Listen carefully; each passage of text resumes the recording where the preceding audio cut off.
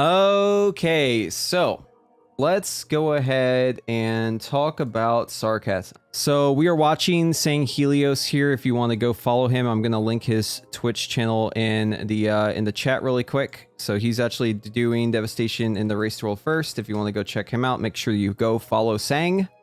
We love Sang. And he's playing Devastation. Be aware he's not doing early chaining right there. I think he's still playing it kind of like how we assumed we were playing it like a couple days ago. There's been some more updates. It's really hard to keep up with all the changes because stuff is constantly moving. But so yeah, you'll notice that. But obviously put that aside and just kind of watch how this fight plays out for us. You'll also notice that the cooldown timing's a little weird. On this specific pull, I think he was holding his cooldowns for phase 3, and I heard him like in his comps talking about how he was maybe thinking about not doing it next time. I think definitely the better way to do this fight is to not hold your cooldowns because it lines up really well with the intermission mechanic downstairs to get your like Giga Haste buff, because you can basically have it up for like every single Dragon Rage, which is really nice. But anyways, let's start the VOD. So yeah, Sarcat, this fight is mostly single target. It does have some adds, right? There's definitely some adds in the later phases that are pretty important.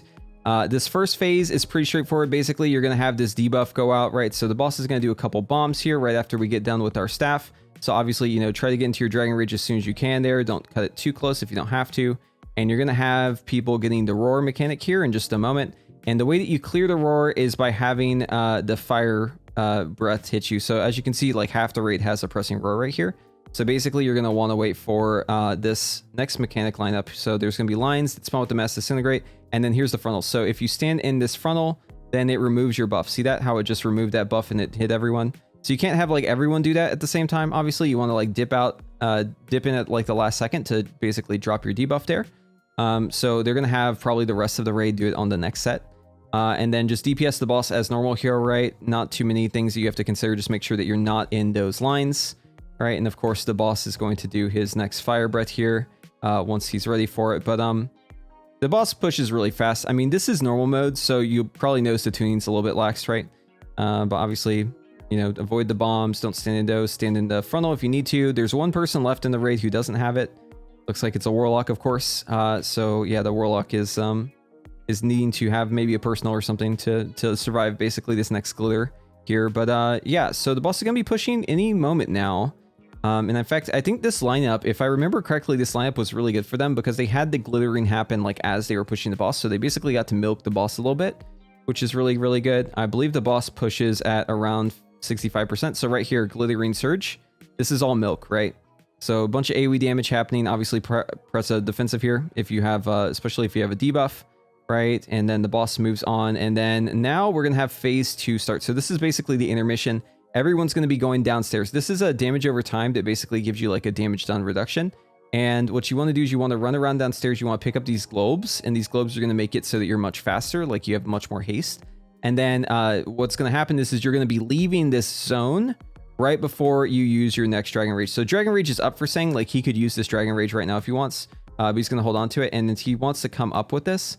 So he's basically going to try to milk this for every bit it's worth right as he comes up here. And then this is straight into Dragon Rage. This is where you would want to Dragon Rage, right? But he doesn't end up doing it here.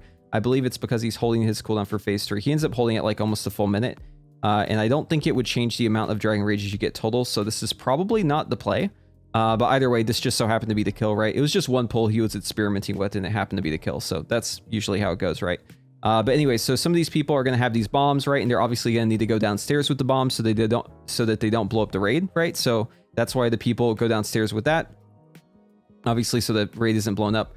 And yeah, I mean, the boss is just pretty straightforward here. There's a lot of damage taken, right? And this dot obviously is very, very strong on you. You kind of clear this dot by going downstairs, collecting those things and running around. We have these ads here. These are super high priority ads. It is not pad at all to blow up these ads. So you want to make sure that you make quick work of them as best you can because they have this really nasty cast. You need to make sure that you have stops on them. So deep breath is going to be great for them, right? Your knock up, you have a lot of tools to deal with this.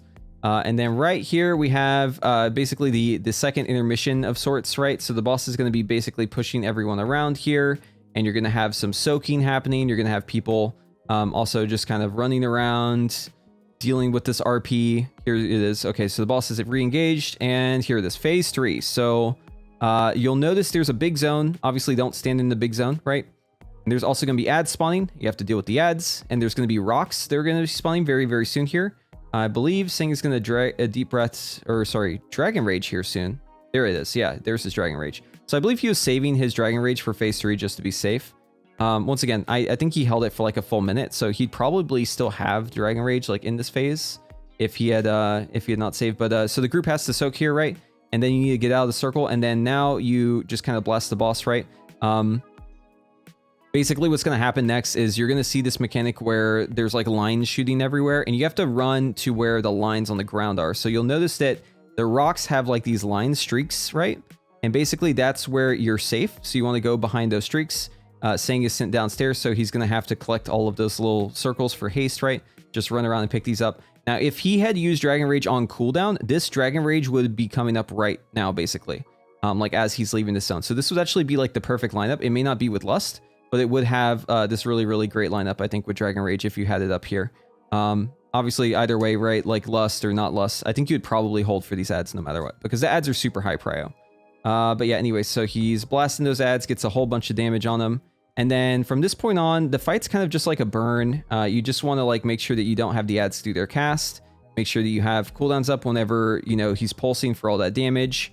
Right, and then obviously the void bombs are going to be going out. The tank frontal also is really, really nasty. If you're in front of this boss whenever he does the void slash, and you notice the warlock just got hit there, if you're in front of the boss, you get a bomb on you. So that warlock that just got hit is basically going to cause a bunch of people to die because they don't go downstairs, right? So you'd want to take that buff downstairs if you get it. They don't end up going downstairs. They end up just damaging the boss. And you'll notice here in about 5 seconds from now, we're going to have a giant explosion. Boom, everyone dies. And yeah, so once again, the reason why is because Warlock took the frontal, and then with the tanks, and if you have 3 of those go off at the same time, that's really bad for the raid, right? Like everyone's just gonna die. But anyway, so boss is pushing back. You need to get in these lines over here, right? Just like before. And then you enter the Shadow Realm if you have 10 stacks to the dot, and the dot also makes your damage go down. So you don't want to stack it like early on. You want to kind of just like get to 10 really quick at the end. But I think they have a solo stack here. Yep. And they push the boss 1%, easy kill. Also, if you don't stand in the lines, you get pushed off the platform. So that's what happens there. And it seems that we did not get a legendary item from this boss for whatever reason.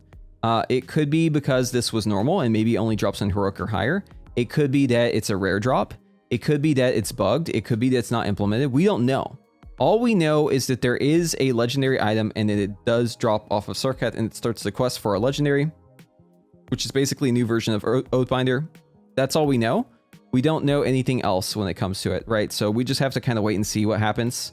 But yeah, that's pretty much this fight in a nutshell.